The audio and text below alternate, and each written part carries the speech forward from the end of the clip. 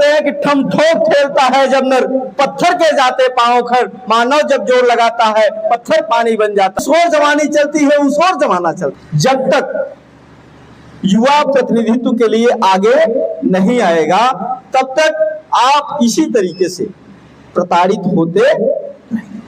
आपको अपना हक हिस्सा मांगना होगा।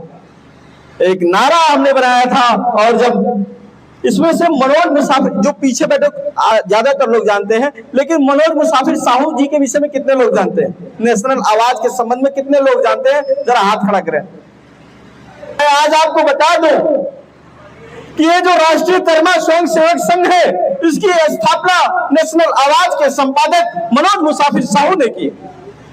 एक ऐसे व्यक्ति ने जो नेशनल आवाज के माध्यम से गरीब, पीड़ितों, वंचितों, अपने समाज के लोगों को, तेली समाज के लोगों को उनके हक अधिकारों के लिए नेशनल आवाज चैनल के माध्यम से आवाज बनकर उभरते थे।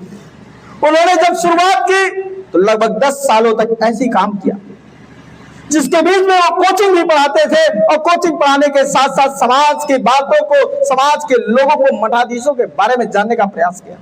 मैं आपको बता दूं, मैं आज मुझे जो ये नॉलेज प्राप्त हुआ, ये लोगों से मिलकर प्राप्त हुआ। मैं बता दूं कहानी, मेरे ऊपर भी मुकदमा हुआ था। आज के लगभग 4 साल पहले मेरे ऊपर भी मुकदमा हुआ, और उस मुकदमे ने मुझे परेशान भी किया, लेकिन उस मुकदमे में मुझे सिखाया भी बहुत कुछ सिखाया। और उसमें लड़ने की जो क्षमता होती है, जिस के गुप्ता की आप बात कर रहे हैं, वही कोतवाल हुआ करते थे आजमगढ़ शहर की कोतवाल हुआ करते थे, और उन्हीं के थाने पे मुकदमा मेरा लिखा गया था, वो भी पूरी तरीके से फर्जी। एक मेरा मित्र था, उसके पति पत्नी का विवाद था, उसमें मेरा भी नाम डाल दिया गया था। बाद में वो मुकदमा हटाया गया, लेकिन उस मुकदमे ने सिखाया कि आपको लड़ना होगा। अगर आप अपने हक अधिकारों के लिए नहीं लड़ेंगे तो आपको इसी तरीके से परेशान किया जाएगा। और उस दौरान क्या सीखने को मिला, सीखने को बता रहा हूं।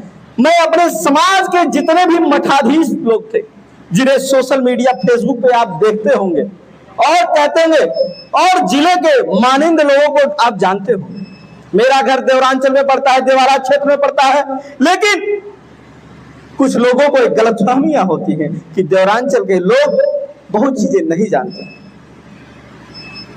लेकिन आज उन्हीं व्यवस्थाओं को, उन्हीं बातों को जब मैं उनके यहाँ गया था, और एक मुद्दा और उठाया था, एक ही अपने समाज के व्यक्ति थे जिनके औरत का गलत ऑपरेशन किया गया था, और उस बच्चे की भी डेथ हो गई थी, और वो महिला जिंदगी और मौत से तड़प रही थी।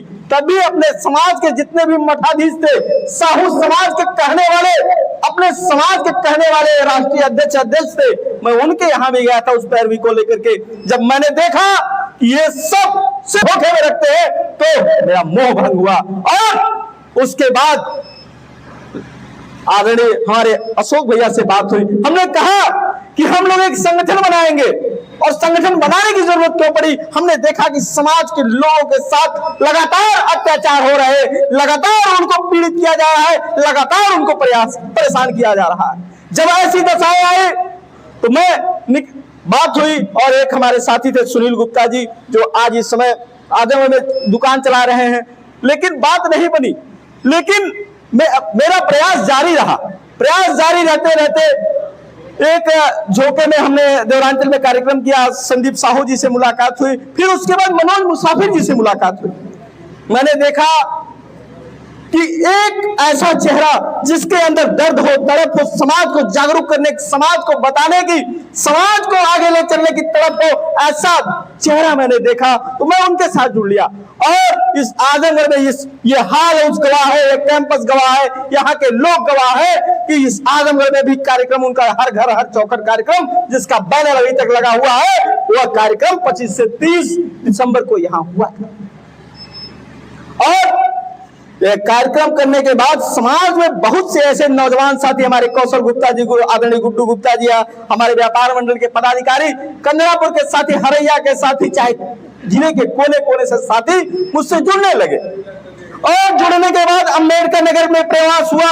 अंबेडकर नगर में स्थितियां ऐसी हुई, यहाँ आजमगढ़ की अपेक्षा अंबेडकर नगर बहुत आगे हुए। मैंने देखा, मैंने महसूस किया। एक दिन में 10 से 12 कार्यक्रम होते थे, 10 से 12 कार्यक्रम, वो भी अच्छे होते थे। और छोटे कार्यक्रमों की संख्या बता दो तो एक दिन में लगभग 25 कार्यक्रम होते थे, और उन 25 कार्यक्रम में महिलाएं भी होती थी। आज मुझे दुख है इस बात का।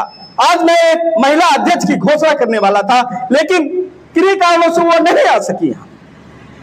लेकिन क्या समाज की भागीदारी, अगर आप कहते हैं कि हमारी महिलाएं भी बराबर है, तो फिर वो महिलाएं काहे नहीं आए? होनी चाहिए कि नहीं होनी चाहिए? और मैं बता दूं, एक घटना मैं बता दूं, मैं अपनी वैकेंसी में अध्यापक हूं और 16,448 के लिए इलाहाबाद और लखनऊ में धरना प्रदर्शन में था। तो जब ऐसी बातें हो रही थी तो हम सबके सामने जो लड़कियां थी, अभ्यर्थियां थी, वो कहे भैया अगर लाठी चलेगी, राकेश सिंह बीएसए थे उस समय, तत्कालीन बीएसए आजमगढ़ के, कहे भैया वो कहे लाठी चार्ज करवाएंगे, फोर्स बुला लिया और हेलमेट लगा करके पूरी तरीके से मुस्तैद कर दिए। कहे हम लोगों ने अड़ गए, हम लोग अड़ गए। उन्होंने कहा कि लाठी चलाऊंगा, लाठी से तोड़ दूंगा तुम्हारा पैर। हमने कहा तो तोड़वा लीजिए। उसके बाद सारी लड़कियां आगे हो गए, किसी की हिम्मत नहीं हुई कि हम लोगों के ऊपर लाठी चार्ज हो सके। ये ताकत होती है, ये महिलाओं की ताकत होती है। कहा जाता है यत्र नार्यः सुपूज्यन्ते तत्र रमन्ते तत्र देवता। जहां पे नारियों की पूजा होती है वहां पे देवता भी निवास करते हैं। ठीक उसी प्रकार से मैं चाहूंगा इस समाज के जो नगर क्षेत्र का जो है, आप यहां महिलाओं का भी प्रतिनिधित्व करें। जब तक महिलाएं आगे नहीं होंगी तब तक आप उनको जागरूक नहीं कर सकते। पहले समय होता था कि महिलाएं अपने बच्चों को बताती थी कि बेटा ये हमारी मां कर्मा देवी है। जब कर्मा देवी जी का हमने कार्यक्रम किया, आदरणीय ने बताया कि यहाँ पे एक मंदिर भी है मां कर्मा देवी का, और वहां हर साल पूजा भी होती है। पहली बार पता चला, अगर नहीं होता तो पता चलता। और मां कर्मा हमारी आराध्य कुल देवी है, इस बात का हमको पता नहीं था, और वर्षों से वहां पूजा होती आ रही। तो ये चीज जानकारियां लोगों को होनी चाहिए। मैं बता रहा था कि राष्ट्रीय कर्मा स्वयं सेवक संघ आज आजमगढ़, अम्बेडकर नगर, प्रयागराज, जौनपुर, उसके बाद बांदा जिले तक कार्यक्रम हुआ। कार्यक्रम दौरान जितने भी प्रदेश के, राष्ट्र के जितने भी पुराने संगठन बना करके सिर्फ एसी रूम में रहने वाले, चंदा काट कर रहने वाले लोग थे, उन्होंने कार्यक्रम को रोकने का प्रयास किया। जब कार्यक्रम को रोकने का प्रयास किया तो ये दुख हुआ कि आखिर क्या दिक्कत है, क्या समस्या है। जब तेली समाज जाग रहा था, अपना हिस्सा मांग रहा था, तो उसके हिस्से को रोकने का प्रयास किसने किया? अपने ही तेली समाज के लोगों ने किया। उसके बाद आनंद फानंद में स्थिति हुई कि अब स्थितियां ऐसी नहीं रहेंगी, और स्थितियों को बदलने के लिए राष्ट्रीय कर्मा स्वयं सेवक संघ की स्थापना हुई। और इस संगठन में ऐसी बातें की गई कि उन बच्चों को जो हमारे समाज के अमीर हो चाहे गरीब हो, आप जानते हो, हमारे संरक्षक महोदय जानते हैं और बताते हैं, हम लगातार कहते हैं कि चाहे वो बहुत बड़ा पूंजीपति आदमी हो, चाहे अंडा लगाने वाला हो, चाहे छोला लगाने वाला हो, हमारे समाज का समस्त नागरिक अगर वो तेली समाज में जन्म लिया है, तेली कुल में जन्म लिया हुआ है, तो हमारा वो भाई है और उसके हक और अधिकारों के लिए हम लड़ेंगे। इस विचारधारा से काम करना होगा। और बहुत लोगों को मैं सुनता हूं, वो कहते हैं कि हमारा बेदरी ना सुधरी। काहे ना सुधरी? हम सुधरेंगे जब सुधरेगा पहले, लेकिन मानना यह पड़ेगा शुरुआत किससे करनी होगी? अपने आप से करनी होगी। अगर हम नहीं सुधरेंगे तो पूरा समाज नहीं सुधर सकता है। आज बहुत से चेहरे नए आए हुए हैं, अध्यक्ष जी जानते होंगे, हो सकता है इस नगर निकाय के होंगे, और आदरणीय संरक्षक महोदय के साथ आदरणीय लक्ष्मी चाचा के नेतृत्व में सभी लोग घर घर गए। आज उसका परिणाम है, आज सभी लोग हैं। लेकिन अगर ये चेहरे हमेशा आएंगे तो किसी भी चुनौती को हम लोग सामना कर सकते हैं, चाहे वो अपराध किसी गुड्डू गुप्ता जी के साथ हो या समाज में किसी अन्य के साथ हो। उस समाज में लड़ने के लिए एक ताकत होनी चाहिए, वो ताकत पैदा करने का काम ये संगठन कर रहा है।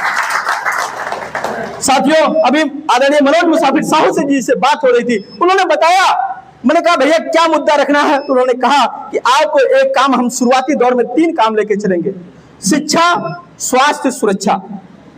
जैसे जो चीज सरकारें नहीं कर पा रही है वो चीज हम अपने लिए करने का प्रयास करेंगे।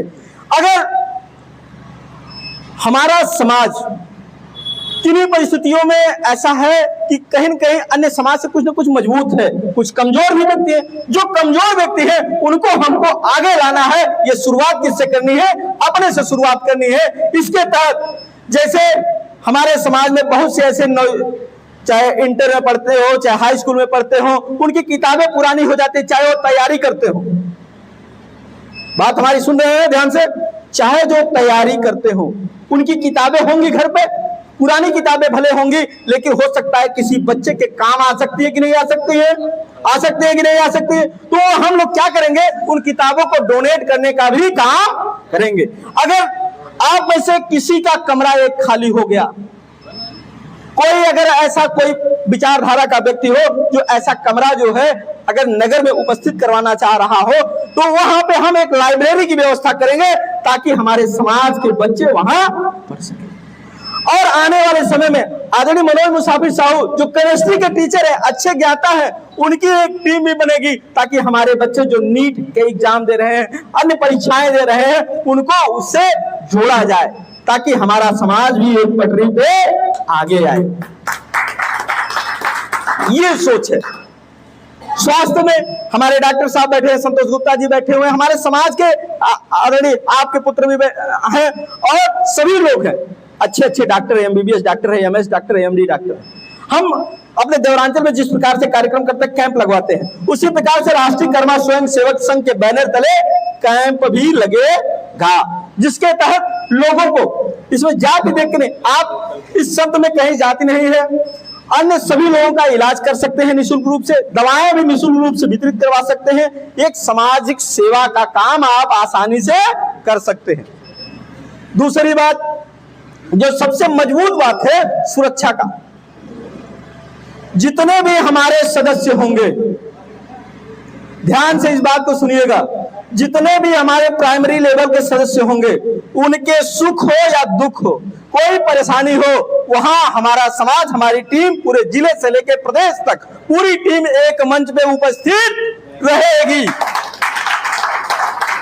अगर आपके साथ कोई अन्याय होगा, कोई जोर जबरदस्ती होगी, कोई भी आपकी जमीन को कब्जा करना चाहेगा, कोई आपको डराने का धमकाने का कार्य करना चाहेगा, तो हमारी जो जिले की टीम है जिले में धरना देगी, जो प्रदेश की टीम है प्रदेश की धरना देगी, जो नगर की टीम है नगर में धरना देगी, ताकि एक ऐसा अभी पूरी तरीके से ग्रुप बन चुका है, पूरे 75 जिले का ग्रुप है।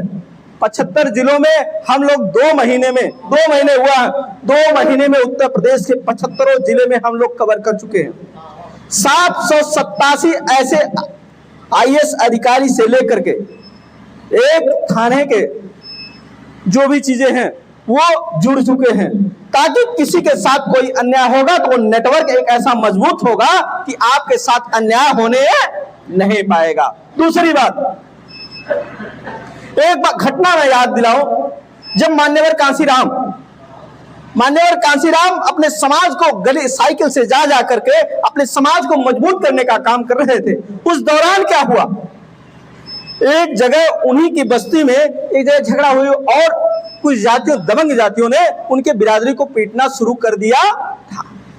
तो लोगों ने कहा कि भाई आपकी बिरादरी तो पीटी जा रही है, आप जा रहे हैं दूसरे गांव में। तो उनका जवाब क्या था, उन्होंने कहा कि आज ये व्यक्ति कमजोर था जो पीटा जा रहा है, मैं अगली बिरादरी को शेर बनाना चाह रहा हूं ताकि उससे कोई लड़ने न जाए। ये समय ध्यान दीजिए, थोड़ा विलंब हो रहा है, बस थोड़ी सी पूरी बातें कर